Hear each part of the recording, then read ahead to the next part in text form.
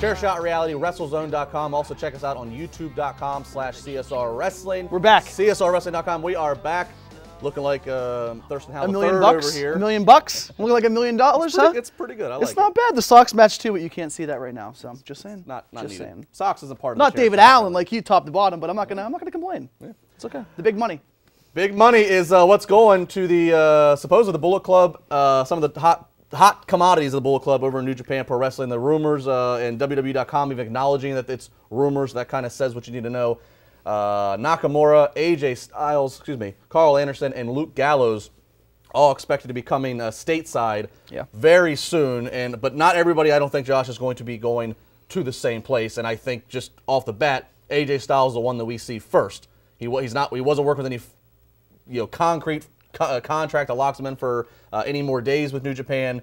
And it would make sense. He's the perfect guy to throw into a 30-man Royal Rumble. I think so too. And I think when you see a guy like AJ Styles, we've seen Luke Gallows, Doc Gallows, a great friend of the show, and we know what he's done in WWE. So whenever you bring him out to a Royal Rumble match, unfortunately, it's not going to get the big pop like, oh man, it's AJ Styles, because his name has transcended from multiple different organizations and promotions over the past 10, 15 years. And quite frankly, everybody's wanted to see that AJ Styles debut and appearance in WWE. Well, not debut if you watched his match with the Hurricane, but Velocity, yeah. Velocity or Jacked, one of the two, I can't remember. But I have the DVD of the best of both. I bet you do. But anyway, you see AJ Styles coming up. He's not going to win the Rumble, and I think when you plant AJ Styles on the main roster, he won't be a world champion in the first calendar year. I don't think you need AJ Styles to do that. I don't think he's a world champion at all. But ever.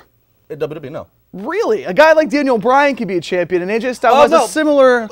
I think he could be. I think AJ Styles has more than just a mid-card in the WWE. Well, I wanted to let you finish your thought. Not to say, I don't say that predicated on he's not good enough. That's not at all the case. AJ Styles is one of the best wrestlers in the world. It's my same philosophy with Samoa Joe in a sense. But Samoa Joe, as I say, he could be NXT for life, and that's okay. AJ Styles will be Raw and SmackDown. You gotta remember, AJ Styles... I think he's seen his same age. He's 38. Doesn't need to be world champion, and I just don't see him fitting. I think that he'd be an impact. I think he's an impact player on Raw and SmackDown. Maybe more of an impact than Chris Jericho is anymore. Less of an impact than what Brock Lesnar is, but an impact guy who can have some solid marquee grudge matches. But I don't see him. Having a world title reign. See, I really wish what could potentially happen down the road, and it still might happen. But if you want to use that Bullet Club motto, those guys coming in, infiltrating WWE, they could have the same impact as the Nexus when they first came out, attacked a really high-profile superstar, and make an impact on the first day. Yeah, we know AJ Styles. Yeah, we know Carl Anderson. Yeah, we know Doc Gallows, but not everybody does. Right. And that's the problem with WWE. Not everybody knew Nexus, but when Nexus came out and took out John Cena, why not do the same thing for the Bullet Club when they debut? Maybe bring them all together, have an AJ Styles appearance at the Rumble, and then the next night have Styles come out with his boys behind him, attack somebody, maybe the Wyatt family. Well, the interesting thing, that'll be an interesting pairing. The interesting thing, first off, we got to remember, it's not going to be Bullet Club. I know, but I'm saying the group. Right. The group, correct. I'm a little bit different for that. While I'm not opposed to that booking idea, I think you're going to see AJ Styles Royal Rumble. I think you'll see Gallows and Anderson. I think they would make a very impactful debut and a live takeover special. Perhaps WrestleMania weekend in Dallas. I think that they make a lot of sense. That audience at NXT is going to fully appreciate seeing those two guys, maybe part of a Baylor Club stable, if you will, bodyguards for Finn.